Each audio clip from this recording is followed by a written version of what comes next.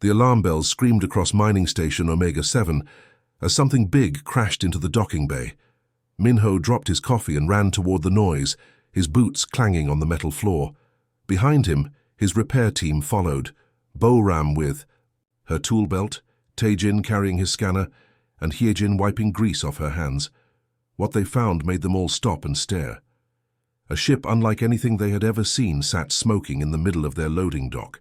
It wasn't made of regular metal like human ships. This thing looked alive somehow, with curves that flowed like water and a surface that seemed to breathe. Strange lights pulsed under what looked like skin instead of armor plating. Then the ship opened, and out stepped the most beautiful woman any of them had ever seen. But she wasn't human. Her skin glowed with a soft white light, like moonlight on snow. Her eyes were pure silver, no pupils at all, just liquid metal that caught the station lights. She stood tall and graceful, but something was wrong. She stumbled, caught herself against her ship and looked around with panic in those strange eyes. "Please," she said in perfect English, though her voice had a musical quality that made the words sound like singing. "My ship is dying. I need help." Minho stepped forward slowly. He had been fixing things for 20 years, but he had never seen anything like this ship. "What's wrong with it?" he asked. The alien woman, she said her name was Nari, pointed to her ship with shaking hands. "The quantum drive is failing. The biosystems are shutting down. I have maybe 3 days before everything stops working." Bo-Ram walked around the ship, running her hands over the strange surface. It felt warm, almost like touching someone's arm. "This isn't metal," she said quietly. "It's alive." Nari nodded. "My people grow our ships. They are part plant, part animal, part machine. But when they get sick like this, we usually just let them die and grow new ones."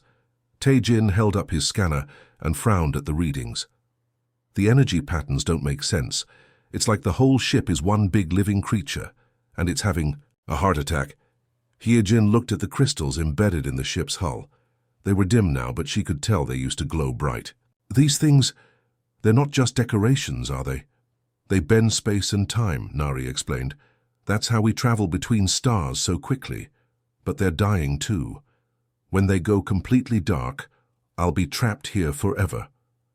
The 4 humans looked at each other. They fixed mining equipment, air recyclers and simple transport ships. This was like asking a bicycle mechanic to repair a rocket ship. It should have been impossible, but Minho had grown up poor on Earth, fixing broken things with whatever he could find. His father always said there was no such thing as unfixable, only things that hadn't been figured out yet. "What can you offer us if we try?" he asked. Nari's silver eyes widened with hope. She reached into her ship and pulled out a small device that projected a map of stars. "Navigation charts to systems your people have never seen, technologies.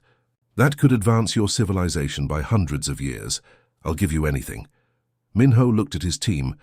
Bo-Ram was already studying the ship's strange joints. Tae-Jin was taking readings with every scanner he had. Hye-Jin was sketching the crystal patterns in her notebook. They were scared but excited, like kids with a new puzzle to solve.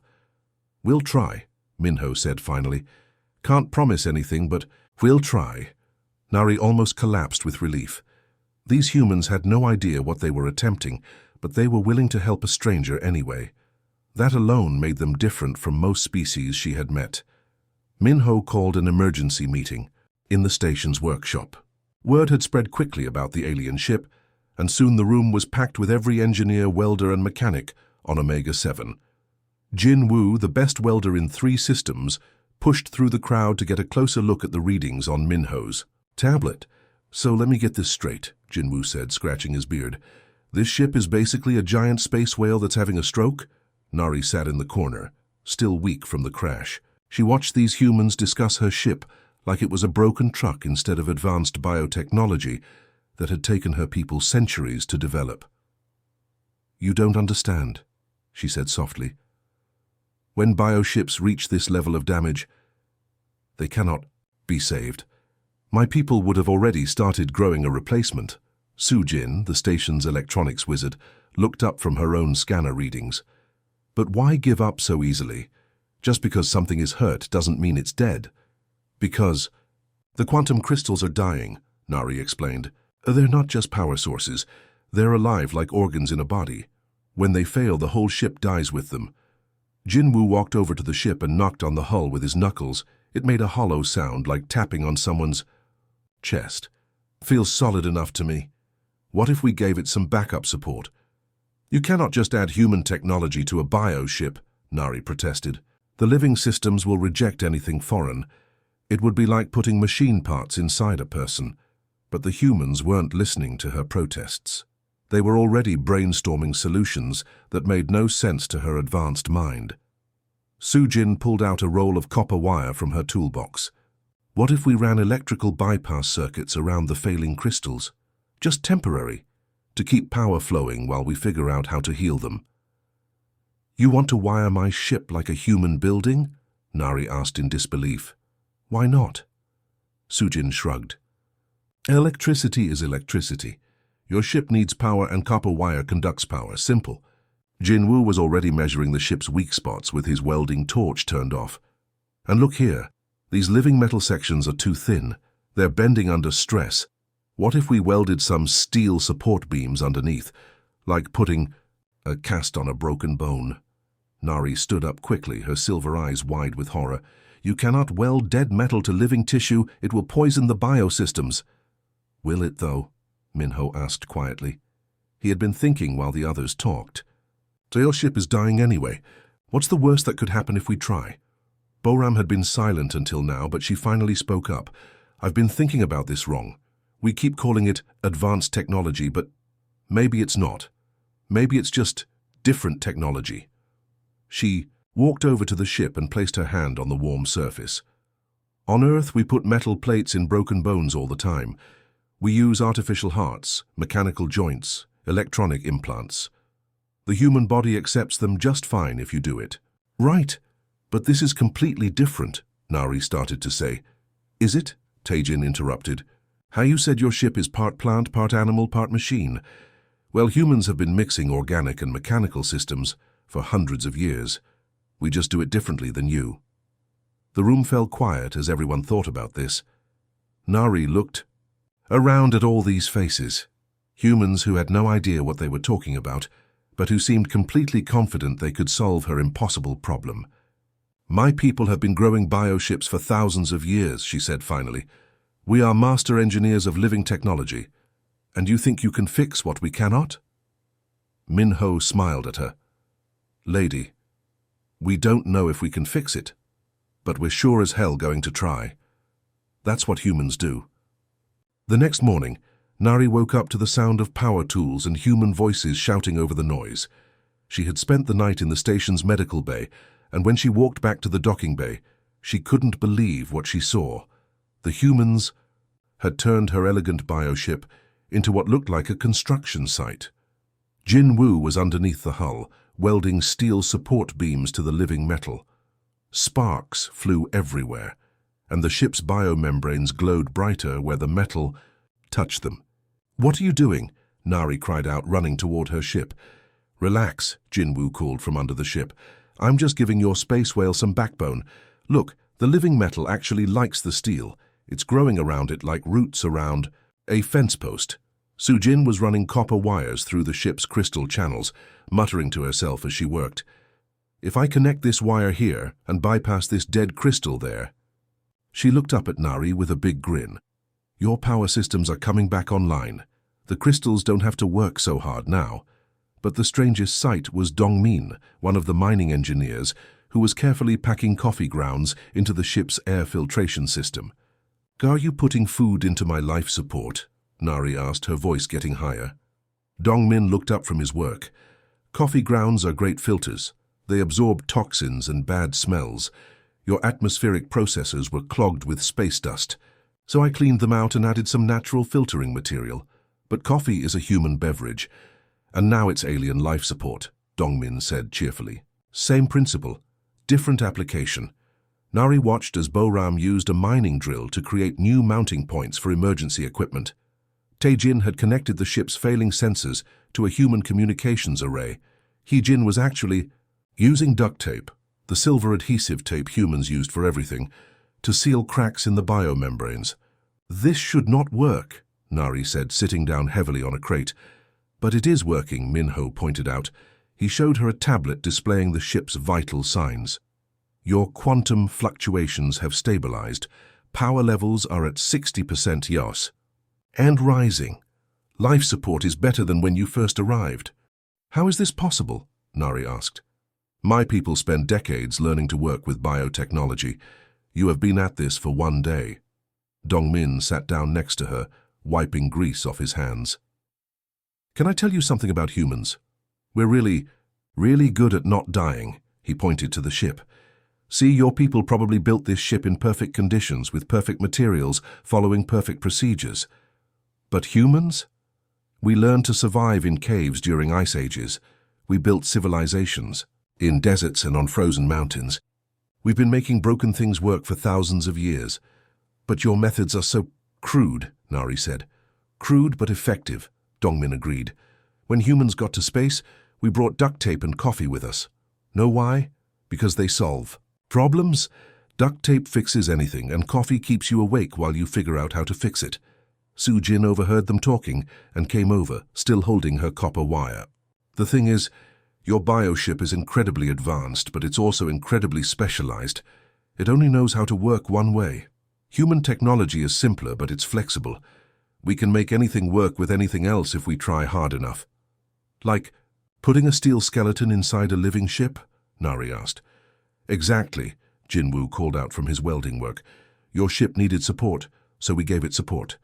Doesn't matter if it's biological or mechanical. Support is support. Nari stood up and walked closer to her ship. The changes were everywhere, but somehow it still looked like her vessel. It just looked stronger now. The human modifications weren't elegant, but they were working. In my culture, she said slowly, when something breaks, we replace it with something better. In our culture, Minho replied, when something breaks, we fix it and make it tougher than before. That evening, the repair work had to stop because the ship's biosystems needed time to adapt to all the human modifications. The team gathered in the station's cafeteria, sharing a meal of instant noodles and recycled coffee.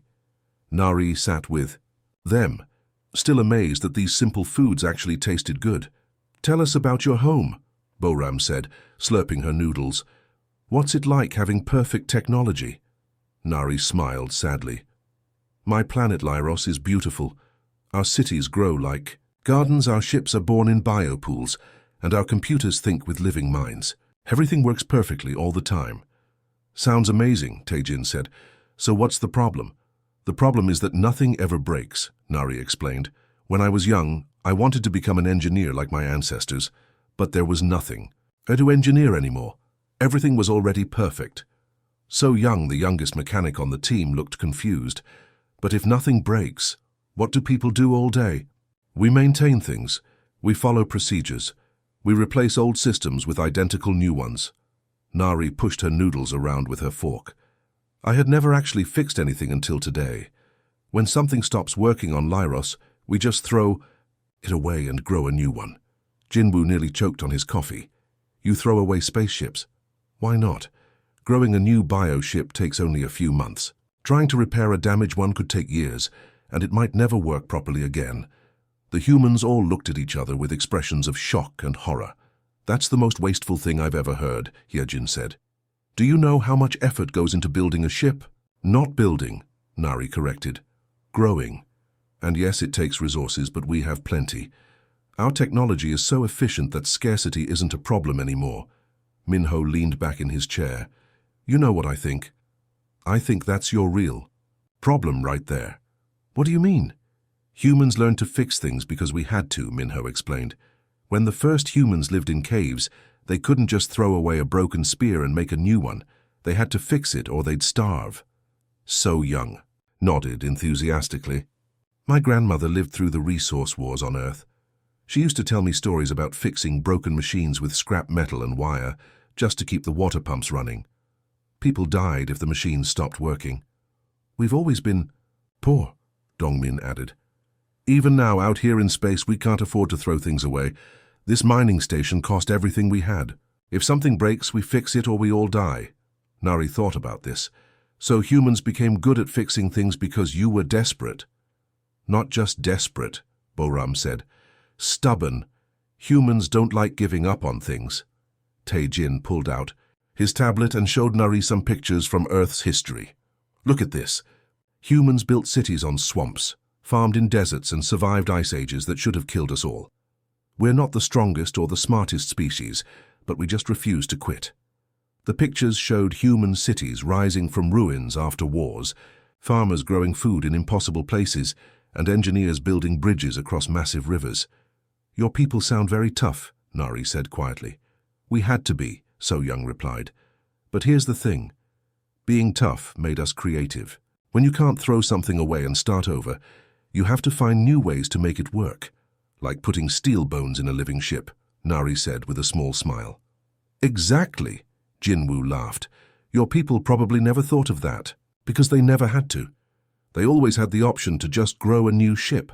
Nari looked around the table at these humans, dirty, tired, eating cheap food in a cramped space station, but they had saved her life with nothing but scrap metal and determination. I used to think humans were primitive, she admitted. Your technology is thousands of years behind ours. Maybe, Minho said, but being primitive means we still remember how to survive when perfect technology fails. And sometimes, So-young added with a grin, primitive solutions work better than perfect ones. On the third day, something incredible happened. Nari woke up to the sound of her ship humming, not the weak, dying whisper she had heard for weeks, but a strong, healthy vibration that made her heart race with hope. She ran to the docking bay and found Minho standing next to her ship with the biggest smile she had ever seen on a human face. We did it, he said simply. Your ship is alive. But as Nari looked closer, she realized they had done much more than just fix her ship. The quantum crystals weren't just glowing, they were blazing with more light than they'd ever produced before. The biomembranes looked stronger and healthier. Even the ship's shape seemed more solid and stable. What did you do? She asked in wonder. Soo-jin came over, wiping her hands on a dirty cloth. Well, we fixed your quantum drive like you asked, but then Dongmin had this crazy idea. What if we gave your ship some backups? Dongmin explained, pointing to new panels that had been installed along the hull.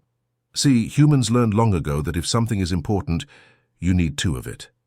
So we built backup quantum stabilizers using our mining equipment, and I added some extra power routing, Soo-jin added. Now if one crystal fails, the others can pick up the load automatically. Your ship won't die just because one part breaks. Jinwoo emerged from under the ship, covered in grease but grinning proudly. Plus we reinforced all the weak points with human steel. Your ship is now tougher than any bio-ship ever built. Just then, the station's communication system crackled to life. Omega-7, this is the merchant vessel Star Wanderer. We're requesting permission to dock for repairs. Another customer, Minho muttered, but he authorized the docking.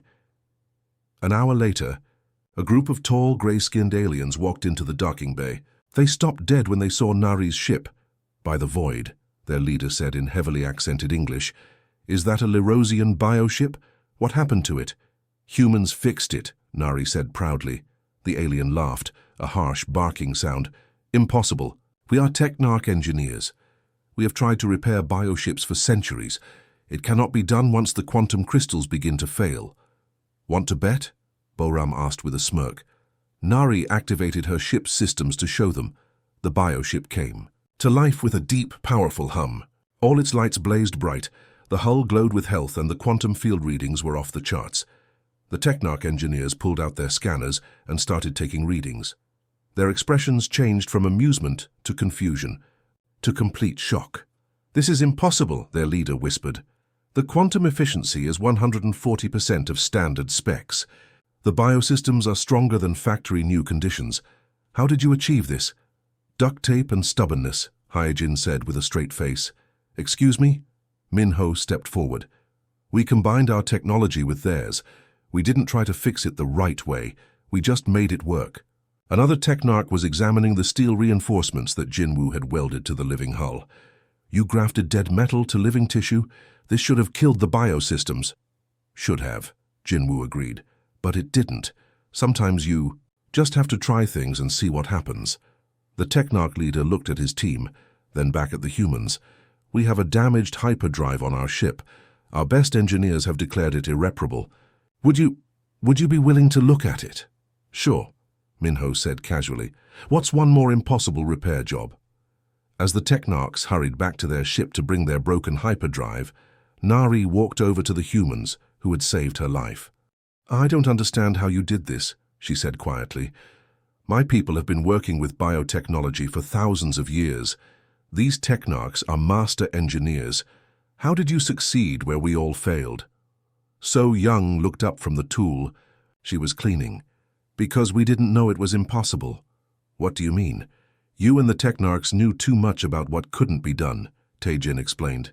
You had rules about how bioships work and what technologies can mix together. We didn't know those rules, so we ignored them. Plus, Dongmin added, humans have a saying, if it's stupid but it works, it's not stupid. Nari laughed, the first real laugh she'd had in months. So human ignorance was actually an advantage. Sometimes the best way to solve a problem, Minho said, patting her ship's hull affectionately, is to not know it's impossible in the first place. The bioship hummed happily under his touch, its hybrid human-alien systems working better than anyone had dreamed possible. The celebration didn't last long. Just as Nari was testing her ship's new systems, the station's warning sirens began to wail. Red lights flashed throughout the docking bay and everyone froze. Multiple ships dropping out of hyperspace, announced the station's computer in its calm mechanical voice. Unknown vessels, large signatures, military configuration. Minho cursed under his breath. Nari, please tell me, those aren't who I think they are. Nari's face went pale, her silver eyes wide with terror. The Dominion fleet. They found me. Through the station's viewing ports, they could see 3 massive warships materializing in space. Each one was the size of a city block, bristling with weapons and painted in the dark red colors of the Dominion military. They moved with the slow, menacing grace of predators who knew their prey had nowhere to run. The communication system crackled to life with a harsh, commanding voice. Mining Station Omega-7. This is Commander Veltar of the Dominion First Fleet. We are here to collect a fugitive. Surrender the criminal Nari immediately, or we will take her by force. Jae-min, the station administrator, was a small, quiet man who usually spent his days managing supply schedules and work rotations. But when he picked up the communication device, his voice was steady and calm. Commander Veltar, this is Administrator Jae-min. The individual you're looking for has requested sanctuary under human protection laws. We cannot comply with your demand. There was a long silence, then harsh laughter from the Dominion ships. Human protection. You are a mining station with no weapons and no military. We have 3 battleships. Stand down immediately. I understand your position, Jae-min replied politely. However, our laws are clear. Anyone who requests sanctuary on a human station is under our protection regardless of the circumstances. In the docking bay, the repair team was working frantically. Minho had his hands deep in Nari's ship, making final adjustments to the quantum drive. How long until you can fly? He asked urgently. The systems need at least another hour to fully integrate, Nari said, her hands shaking as she worked alongside him. The human modifications are still adapting to the biosystems. We don't have an hour, Boram said, watching the Dominion ships through the viewport. Look at the size of those things. They could blow us apart with one shot. Su Jin was running. Final diagnostic checks on the ship's new electrical systems. The backup power cells are at 90%. The quantum stabilizers are holding steady. But Nari's right. We need more time for everything to sync up properly. Commander Veltar's voice came over the speakers again, this time angry and impatient. Administrator Jae-min, you have exactly 10 minutes to hand over the fugitive. After that, we will begin destroying your station section by section until you comply. Sir, Jae-min replied calmly, I need to remind you that this is a civilian mining operation. We have no military capabilities and pose no threat to your ships. Attacking us would be considered an act of war against human space. Human space. Veltar laughed again. You control a few dozen star systems. The Dominion controls thousands. Your government will not start a war over one mining station. Jae-min, paused for a moment, then said something that made everyone in the docking bay stop what they were doing. "Commander, you're probably right. But here's the thing about humans. We don't back down from bullies, no matter how big they are." Jin Woo looked up from where he was welding a final support brace to Nari's ship. "Did our quiet little administrator just tell a battleship commander to go to hell?" "I think he did," Dongmin grinned, even though sweat was pouring down his face as he worked on the ship's atmospheric systems. Tae-jin was monitoring the Dominion ships with the station's sensors. They're powering up weapons. Energy signatures are spiking across all 3 ships. "How much more time do you need?" Hee-jin asked Nari urgently. Nari closed her eyes and placed her hand on her ship's hull. She could feel the biosystems talking to the human technology, slowly learning to work together. 40 minutes, maybe 30 if we push it. "We don't have 30 minutes, So-young said, watching the weapons arrays on the Dominion ships begin to glow with charging energy. Min-ho stood up and wiped his hands on his coveralls. "Then we're going to have to buy some time." "How?" Nari asked desperately. "These humans are brave, but they're not soldiers, and this station has no weapons." Min-ho looked around at his team, mechanics and engineers who had never fought a battle in their lives, but they were humans, and humans had been figuring out how to survive impossible situations for thousands of years. "No weapons," he agreed, "but we've got something better." "What's that?" Nari asked. Min-ho smiled grimly. "We've got human stubbornness, and we know how to make things work that shouldn't work." Min-ho grabbed the station's internal communication system and started talking fast. "Kyung-soo, are you there? I need you in the command center right now." Within minutes, Kyung-soo arrived, a big bearded man covered in rock dust from the mining tunnels. He had been working the asteroid belt around Omega-7 for 15 years and knew every piece of floating rock within 100 kilometers. "What's the emergency?" Kyung-soo asked, then saw the Dominion warships through the viewport. "Oh, that's a big problem. Can your mining teams help us?" Min-ho asked urgently. Kyung-soo studied the alien ships for a moment, then a slow smile spread across his face. "You know what? I think we can." "Boys," he called into his radio. "Emergency mining operation. I need every blast crew, every hauler, and every rock cutter we've got. Right now." "What are you planning?" Nari asked nervously. "Something those fancy warships won't expect," Kyung-soo said, pulling up a 3D map of the local asteroid field on his tablet.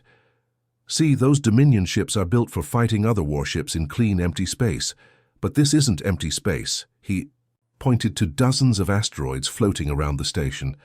"We've been mining these rocks for years. I know exactly which ones are full of metal ore, which ones will create the biggest dust clouds, and which ones have pockets of gas that'll mess up sensors." Jamin's voice came over the speakers. "Commander Veltar, I'm afraid we cannot comply with your demands. However, I should inform you that we will be conducting routine mining operations while we discuss this matter." "Mining operations?" Veltar sounded confused and angry. "This is not the time for—" His transmission was cut off. As Kyung-soo's teams went to work, the first explosion lit up space like a miniature sun. A massive asteroid filled with iron ore disintegrated into millions of pieces, creating a cloud of metallic debris that immediately started interfering with the Dominion ship's sensors. "What are they doing?" One of the alien commanders could be heard shouting over their radio channels. "It appears to be standard mining activity," another voice replied, sounding uncertain, but Kyung-soo was just getting started. His teams had positioned explosive charges throughout the asteroid field over the past several months, and now they were setting them off in a carefully planned sequence. "Hit asteroid 77 Alpha," Kyung-soo ordered into his radio. Full dispersal pattern. Another explosion sent clouds of fine rock dust spreading through space. The dust was mixed with trace metals and radioactive elements that made it nearly impossible for sensors to see through. Young-ho, one of the mining crew leaders, came over the radio. "Boss, we've got the gas pocket on asteroid 12 ready to blow. Should create a nice electromagnetic storm." "Do it," Kyung-soo confirmed. The explosion this time was different. Instead of debris, it released a cloud of ionized gas that immediately started playing havoc with electronic systems. The Dominion ship's targeting computers began giving error readings, Brilliant, Sujin whispered, watching the chaos unfold. They're turning the entire asteroid field into a giant smokescreen. But the humans weren't done yet. Kyung-soo had called in every piece of mining equipment in the system. Massive rock haulers began pushing asteroids into new positions. Industrial laser cutters started slicing up the larger rocks, creating even more debris.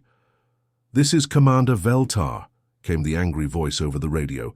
"Cease your mining operations. Immediately." "Sorry, Commander," Jamin replied calmly. "But we have quotas to meet. Union regulations, you understand." The truth was, within 30 minutes, Kyung-soo's teams had turned the space around Omega-7 into a navigator's nightmare.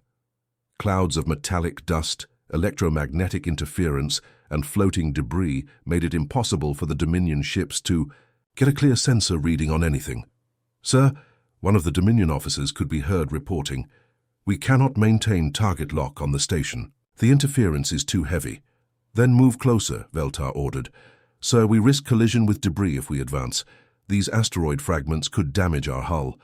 Nari watched in amazement as the three massive warships, each one capable of destroying entire planets, sat helplessly in space, unable to see their targets through the artificial chaos the humans had created. "How did you know this would work?" she asked Kyung-soo. The big miner shrugged. "Been working in asteroid fields my whole life. You learn that space is only empty if you want it to be. Fill it with enough junk and nobody can see anything." Min-ho grinned as he watched the Dominion ships trying unsuccessfully to scan through the debris clouds. Sometimes the best weapon isn't a gun. Sometimes it's just knowing how to make a really big mess. In the middle of all the chaos and floating debris, Nari's ship came to life with a deep, powerful hum. The human modifications had finally synchronized with the biosystems, and everything was working perfectly. "All systems green," Nari announced, her hands dancing over the living controls.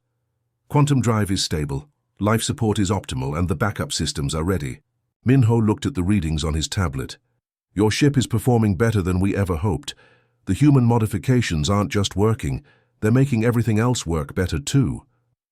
"It's time to go," Boram said urgently, watching the Dominion ships through the swirling clouds of asteroid dust. "They can't see you in all this debris, but that won't last forever."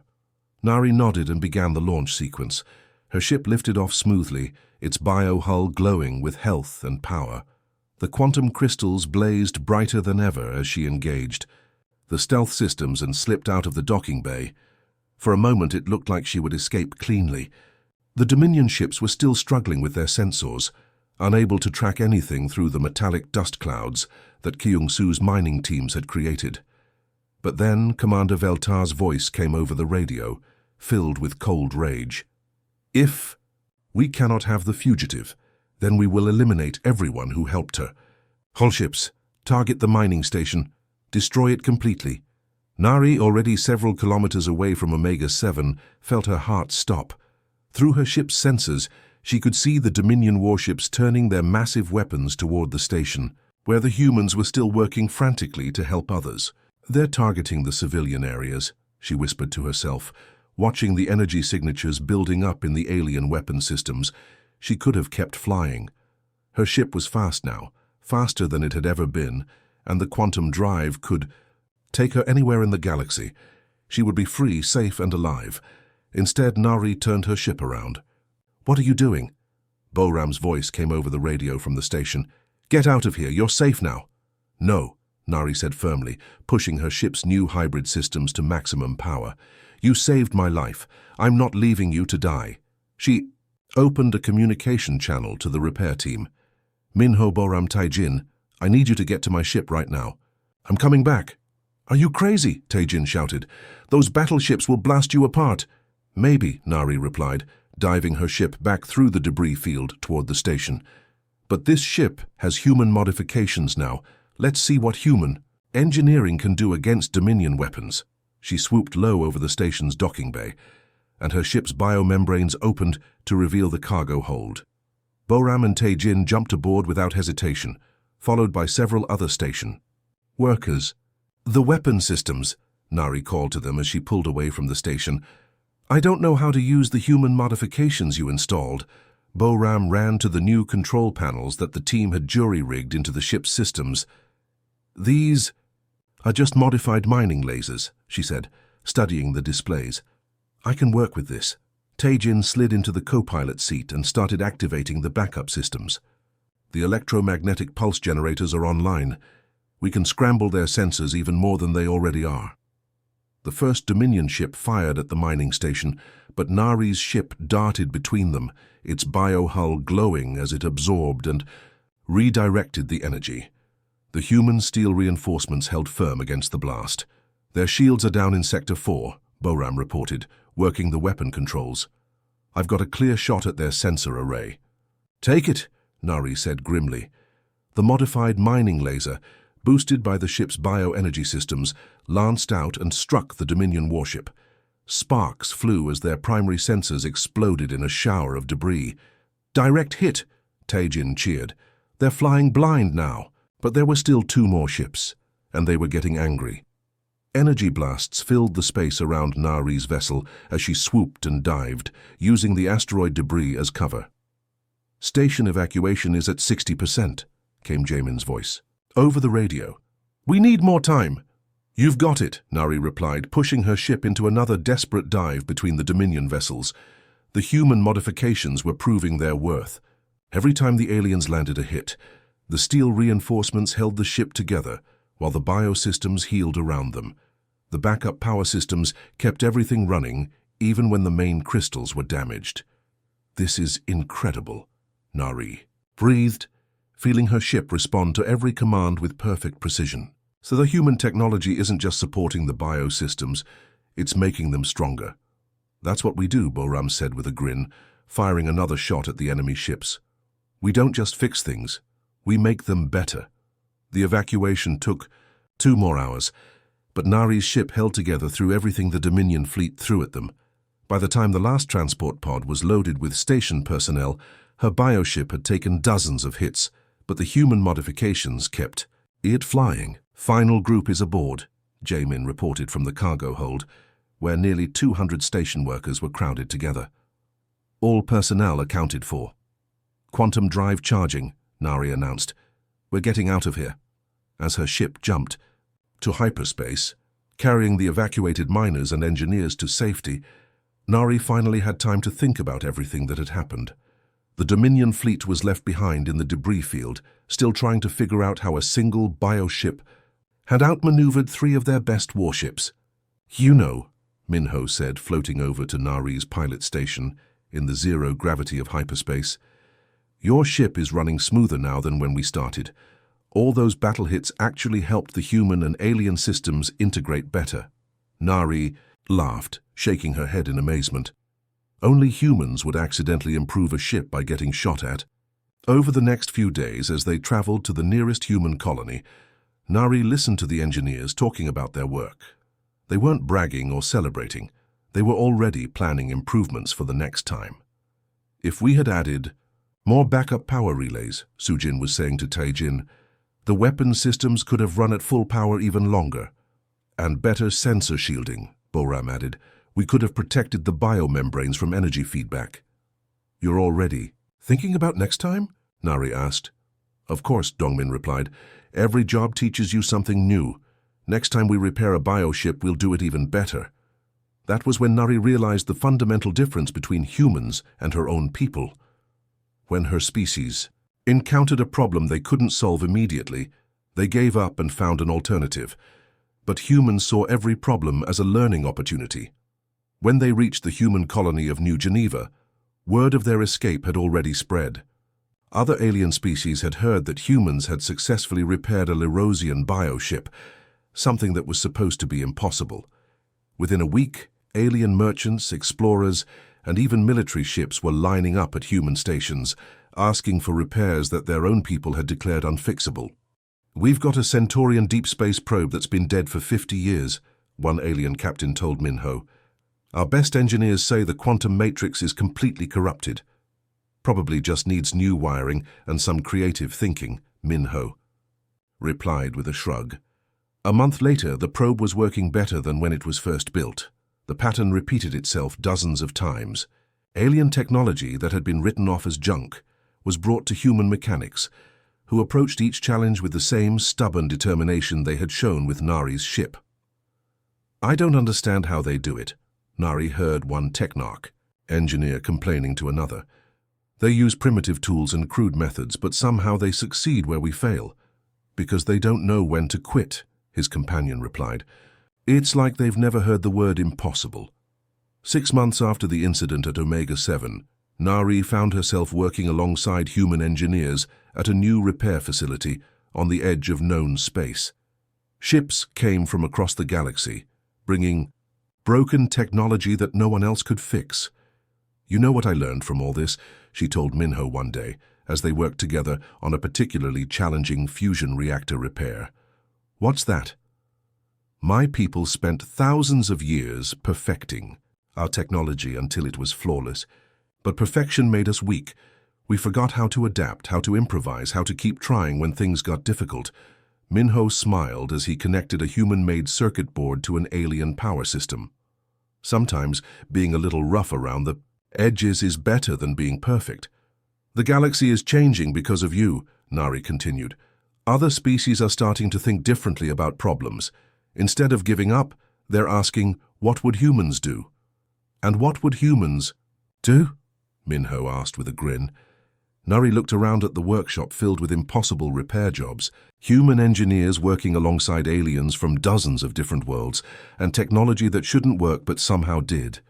"They'd grab some duct tape, drink some coffee and get to work," she said. "Now you're thinking like a human," Minho laughed. And across the galaxy, that stubborn human refusal to accept defeat was spreading, one impossible repair at a time.